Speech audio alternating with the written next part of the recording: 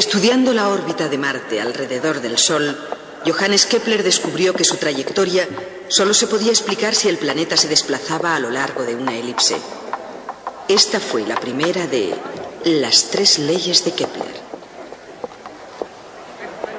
Seguro que recordarán que Tycho Brahe tenía su sistema del universo. Y en ese sistema, la Tierra permanecía quieta en el centro, el Sol giraba alrededor de ella y todos los demás planetas giraban alrededor del Sol. Por supuesto, Tycho creía apasionadamente en su propio sistema y en su lecho de muerte rogó a Johannes Kepler que utilizara aquellos nuevos datos para demostrar lo correcto de su sistema. Fue un momento conmovedor. Es imposible saber lo que pensó Kepler en aquel momento, pero la idea de hacer lo que Tycho le había pedido nunca cruzó su mente. Kepler era copernicano hasta la médula, y tan pronto como tuvo entre sus manos los datos de Tycho, lo primero que se puso a hacer fue realizar la órbita de Marte.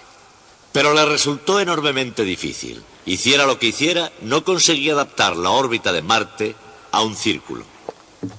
La discrepancia entre la posición angular de Marte en el cielo y la mejor órbita circular era de 8 minutos de arco. En otras palabras, si Kepler lo hubiera intentado antes de las observaciones de Tycho, habría sido posible, pero con los nuevos datos era cosa imposible de hacer. Y así Kepler se vio enfrentado a un serio conflicto entre la antigua afirmación platónica de que todos los movimientos celestes tenían que ser circulares y las nuevas observaciones de Tycho. Enfrentado a ese conflicto, tenía que elegir, y eligió las observaciones de Tycho. Comenzó a buscar una curva regular distinta que describiera la órbita de Marte. Tras 8 años de arduos trabajos, Kepler dio con la respuesta. Era una curva que ya se conocía hacía miles de años y que se llamaba elipse. En plan gráfico, un trozo de cuerda y 2 alfileres aclaran la sencilla elegancia de una elipse. Como la cuerda no se estira, mantiene su longitud, y la distancia total que hay desde un alfiler al lápiz y al otro alfiler es constante. Un punto se llama foco y 2 puntos, los focos. La longitud del semieje mayor es A, la del semieje menor, B, y la región encerrada por la elipse tiene un área, pi AB. La distancia desde el centro a ambos focos es una fracción de A, E, A. El símbolo E representa la excentricidad, y excentricidad, como en el contexto social del mundo, significa algo que está fuera del centro. Así, si E se reduce a 0, es decir, cuando no hay excentricidad, el resultado es una figura perfectamente redonda. Es una elipse llamada circunferencia.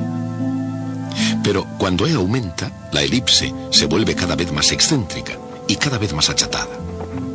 Focus viene del latín chimenea y fue aplicado a la elipse por primera vez por un hombre que se hizo conocido con el nombre del matemático errante. Su nombre era Johannes Kepler. Kepler veía en el Sol la mayor chimenea del universo. Sin embargo, en su vida emocional, sobre todo cuando era niño, hubo muy poco calor. El padre de Kepler, un soldado raso, mercenario, abandonó pronto a su familia. Más tarde su madre fue procesada por ejercer artes de brujería. Lo que no se sabe es si Kepler, senior, huyó porque ella pudo haber sido una bruja. En ausencia de su padre, Johannes fue visitado constantemente por la pobreza y pese a los pretendidos hechizos de su madre, también por la enfermedad.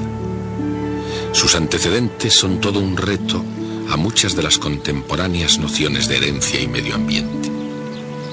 Aunque Johannes Kepler mostrase la destreza y curiosidad de un genio matemático, parecía un candidato muy poco probable para resolver ciertos problemas fundamentales del universo.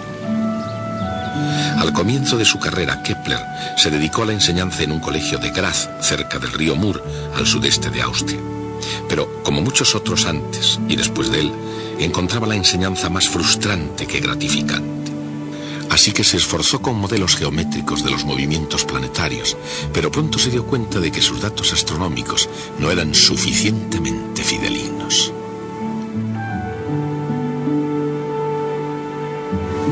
Al comenzar el nuevo siglo, el 1 de enero de 1600, Kepler se puso en camino a la búsqueda de los datos astronómicos más exactos que hubiera sobre la Tierra y del hombre que los poseía, Tycho Brahe. Nacido en una clase social bastante despreocupada, Tycho sorprendió a la nobleza danesa por su decisión de hacer algo que mereciera la pena. Su pasión por la astronomía se convirtió en su razón para vivir, y los últimos 38 años de su vida dibujó los mapas de los cielos con extraordinaria precisión. Nadie en el mundo apreció mejor que Johannes Kepler el valor potencial de aquellas observaciones de Tycho. Para él, esos datos eran la llave imprescindible para abrir la puerta del universo y para revelar lo que él llamaba los secretos de los cielos. Pero con gran consternación por parte de Kepler, Tycho sabía guardar un secreto, así que tuvo que esforzarse durante casi 2 años sin contar con los valiosos datos de Tycho. Después, el 24 de octubre de 1601, se interpuso el destino. Las palabras de un Tycho moribundo fueron: «No dejéis que parezca que he vivido en vano». La familia del danés retuvo los datos, pero Kepler se las arregló para que se hiciesen realidad los últimos deseos de Tycho. Para hacer avanzar más la ciencia que la ética, Kepler robó el material. Él, por lo demás, un matemático pequeño y bondadoso, estaba finalmente en condiciones de, según sus propias palabras, librar la batalla sobre Marte. Marte, el planeta rojo. Marte, un primitivo dios romano de la agricultura y de la guerra. Marte, poderoso y misterioso a lo largo de los años. Según el concepto del mundo antiguo, donde la Tierra estaba en el centro del universo, los planetas se movían en epiciclos. Y a veces, como en el caso de Marte, los epiciclos eran irregulares. Para explicar ese comportamiento irregular, Tycho concibió su propio universo, el sistema solar de Tycho Brahe. Como Ptolomeo, situó a la Tierra en el centro, con el Sol girando a su alrededor. Pero como Copérnico, Tycho mantenía a los otros planetas girando alrededor del Sol. Aunque el sistema solar de Tycho se adaptaba a las apariencias más sencillamente que el de Ptolomeo, Kepler abrazó apasionadamente las opiniones de Nicolás Copérnico. Esto no fue solamente un punto de vista impopular. Galileo sería procesado en Roma por compartirlo. Era una idea extremadamente difícil de explicar científicamente. Consideremos el sistema solar de Copérnico y los problemas que presentaba Johannes Kepler. Desde el revolucionario punto de vista de Copérnico, Kepler tenía que hacer una serie de cálculos matemáticos desde un planeta que, más que ser central e inmóvil, estaba en movimiento con todos los demás planetas. Imaginemos la dificultad que tendría para intentar calcular la órbita de Marte desde una plataforma en movimiento. Una plataforma que daba vueltas alrededor de su eje y giraba en una órbita no circular, con velocidad variando constantemente y con un centro desconocido. Ese era el dilema de Kepler, y lo abordó con una fe poética en un universo lógico. ¿Nos preguntamos qué beneficio espera el pajarillo al cantar?, se preguntaba Kepler, y en esa pregunta seguramente expresaba lo que él pensaba de su intento, para el que él había sido creado: descubrir el secreto de los cielos. Del mismo modo que algunas criaturas parecen haber sido creadas para cantar, Kepler parece haber sido creado para calcular. Y sus cálculos, que ascendieron a más de 900 páginas, eran enormemente difíciles. Su guerra sobre Marte fue un paciente cerco en el que muchas de las armas eran imperfectas y defectuosas, pero él las empleó con una brillantez sorprendente. Para hallar la posición de su plataforma móvil, por ejemplo, Kepler utilizaba observaciones de Marte cuando volvía al mismo punto de su órbita para hallar la órbita de la Tierra.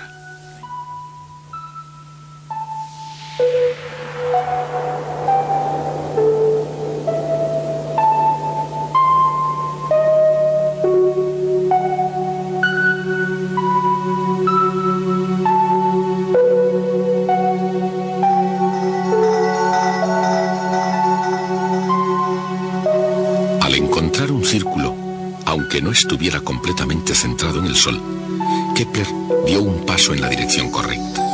Así ahora, una vez más, abordó el problema de Marte. Incapaz todavía de hallar su trayectoria exacta, se las arregló para hallar algo sugestivo en su velocidad irregular. Marte se movía con más rapidez cuando estaba más cerca del Sol, y más despacio cuando estaba más lejos. Y esa llegó a ser la segunda ley de Kepler. Pero todavía no había encontrado su primera ley. Aproximadamente cada 2 años el Sol, la Tierra y Marte se encontraban en oposición. Es decir, la posición de Marte es la misma vista desde la Tierra o vista desde el Sol. Con otra observación, 1 año de Marte más tarde, Kepler ya pudo triangular un punto exacto en la órbita de Marte.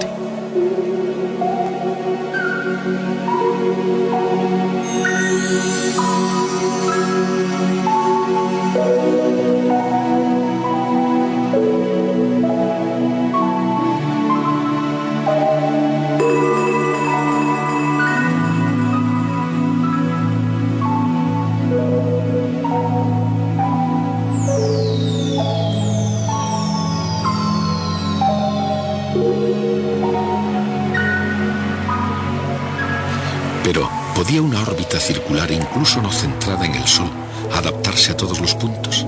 Casi, pero no totalmente. Esto es, no en la incomparable precisión de las observaciones de Tycho Brahe.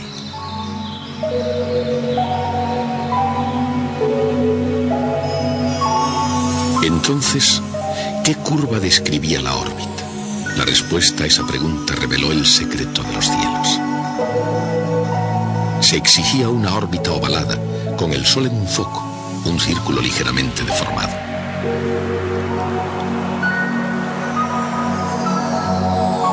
Y ese tipo de órbita era una elipse. La elipse conocida por los antiguos griegos y finalmente descubierta de nuevo en los cielos por Johannes Kepler, puede verse de cuando en cuando, justamente aquí en la Tierra. Es simplemente cuestión de contemplar las cosas en la perspectiva correcta. Cualquier círculo visto oblicuamente aparece como una elipse. Los griegos conocían la parábola y la hipérbola tan bien como la elipse. Al cortar un cono con un plano, producían unas curvas llamadas secciones cónicas. Si el plano de corte es perpendicular al eje, la sección es una circunferencia.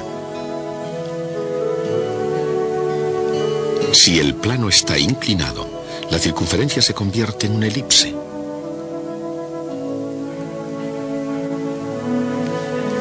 Y si se inclina suficientemente para que el plano sea paralelo a una generatriz del cono, entonces se obtiene una parábola. Si se inclina aún más, la sección cónica es una hipérbola.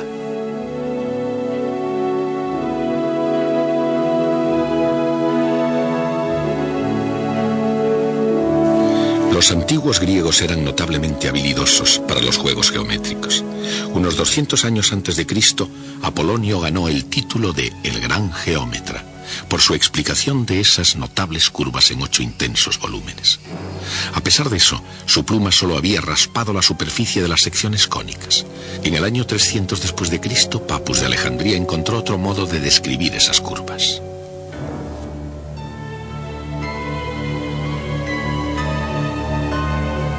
Un punto en movimiento traza una sección cónica cuando su distancia desde un punto fijo o foco tiene razón constante con su distancia desde una recta fija, la directriz. El cociente de esas distancias es la excentricidad, E. En una elipse, este cociente es menor que 1 y muestra lo alejado que se encuentra el foco del centro.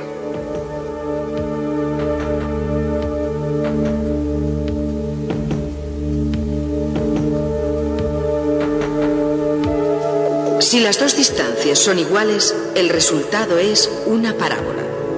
Es una sección cónica con excentricidad igual a 1.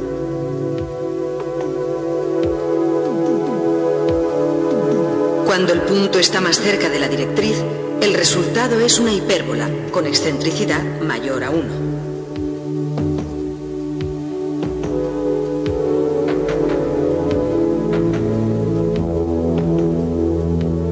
Las tres secciones cónicas comparten una propiedad común y las tres se pueden expresar por una misma ecuación algebraica, una ecuación que es útil para estudiar el movimiento planetario.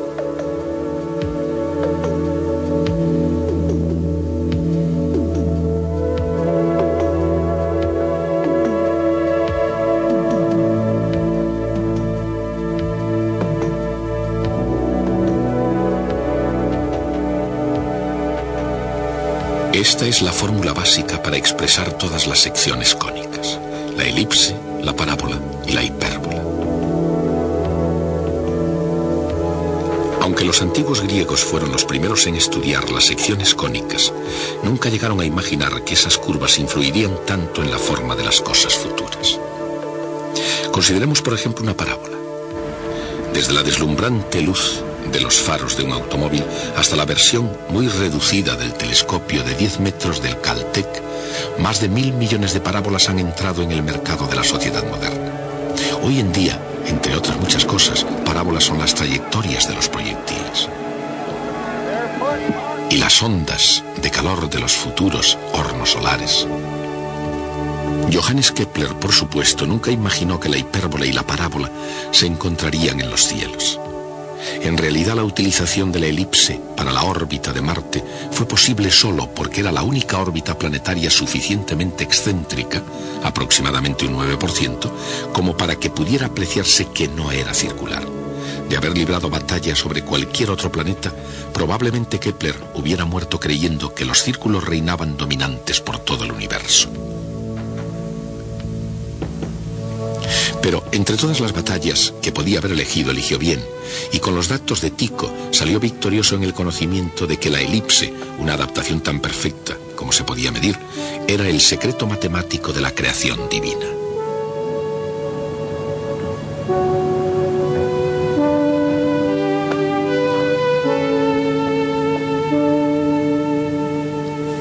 Después de pasarles en revista como trofeos de la guerra sobre Marte, estos secretos se revelaron como las tres leyes de Kepler. La primera ley de Kepler establece que cada planeta se mueve en una elipse con el Sol en un foco.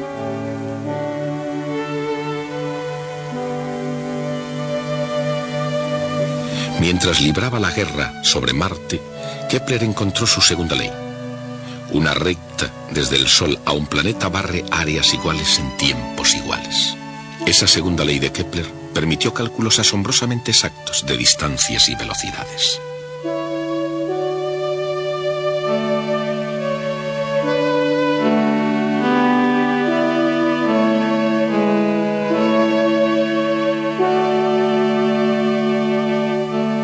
Su tercera ley surgió 10 años más tarde.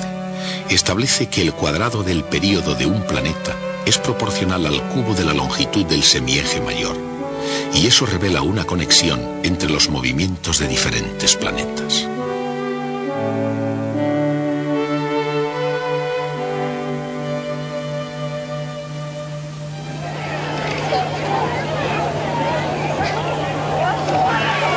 Pero en 1619, el año en que Kepler publicaba su tercera ley, él mismo se encontró luchando en medio de la guerra de los 30 años, un conflicto mucho más cercano que el planeta Marte.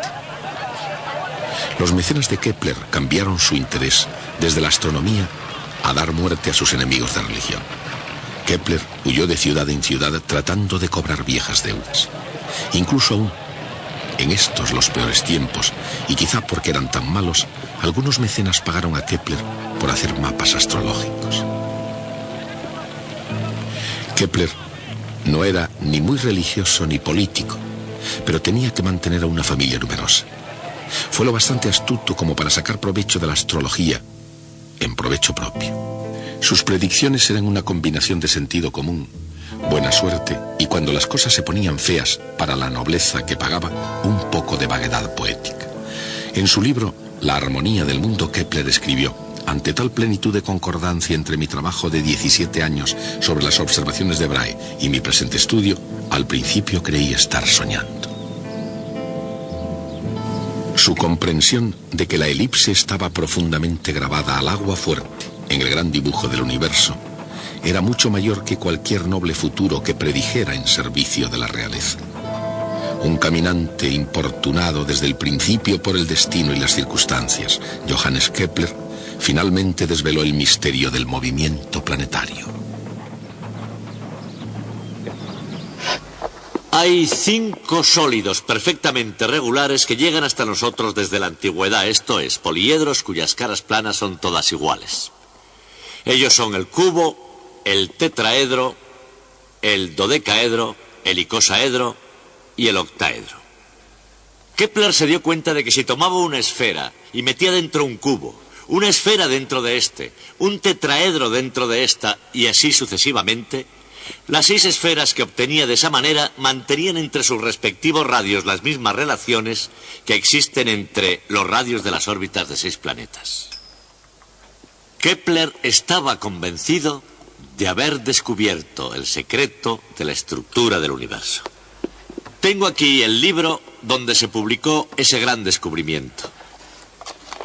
Este libro se publicó en Tübingen en el año 1596 y se titula Sobre las admirables proporciones de las órbitas celestes, etc. Y el libro tiene un diagrama mostrando su modelo geométrico. Aquí lo tienen. Dicho sea de paso, hay algo interesante sobre este diagrama. Tiene una fecha impresa aquí abajo, que es 1597, un año después de la publicación del libro. Lo que debe haber ocurrido es que el diagrama no estaba listo todavía cuando se publicó el libro, y así tuvo que ser enviado un año más tarde y pegado en las copias del libro.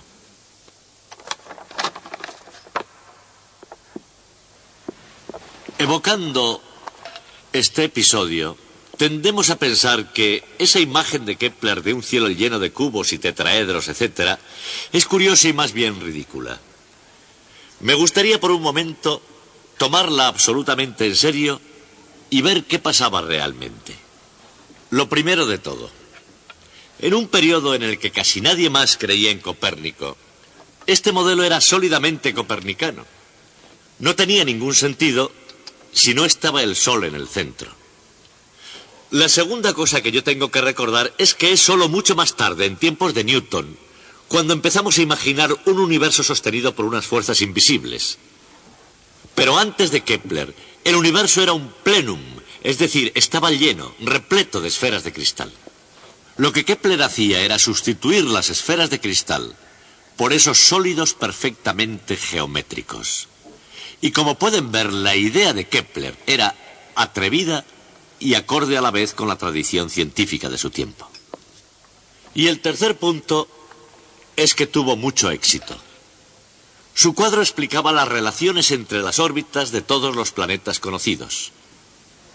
Y todavía más, le dio a él una razón de por qué tenía que haber 6, exactamente 6 planetas, puesto que existían 5, exactamente 5 sólidos regulares. Y finalmente, el modelo sirvió para motivar a Kepler a realizar el enorme esfuerzo a que dedicó el resto de su vida, el trabajo que le condujo al descubrimiento de sus 3 grandes leyes. Todo ese trabajo fue realizado para justificar esta imagen del universo que Kepler siempre había tenido en el fondo de su mente. Ahora bien, su idea era errónea, pero era errónea por una razón científica perfectamente legítima. Por ejemplo, dice que solo debe haber 6 y solo 6 planetas. Ahora sabemos que hay más. Existen 9 planetas y puede que incluso más. Por eso es erróneo. Hace una predicción y la predicción no es correcta. Tenemos que descartarla. No es una teoría viable del universo. Pero eso tampoco quiere decir que lo tomemos a risa. El valor de una idea científica no se basa en si automáticamente resulta correcta o incorrecta. Debe basarse en que sea una idea provechosa, en que nos lleve a nuevas ideas, en que conduzca al progreso.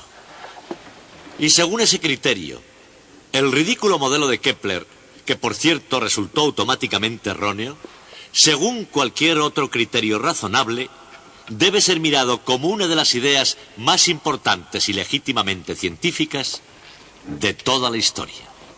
Hasta el próximo día. Aunque no fuera correcto, el modelo geométrico de Kepler le llevó a descubrir 3 leyes que describen los cielos con precisión. Cada planeta gira en órbita alrededor del Sol en una trayectoria elíptica con el Sol en un foco. Una recta desde el Sol a un planeta barre áreas iguales en tiempos iguales. El cuadrado del período de la órbita de un planeta es proporcional al cubo de su semieje mayor. Esas son las 3 leyes de Kepler.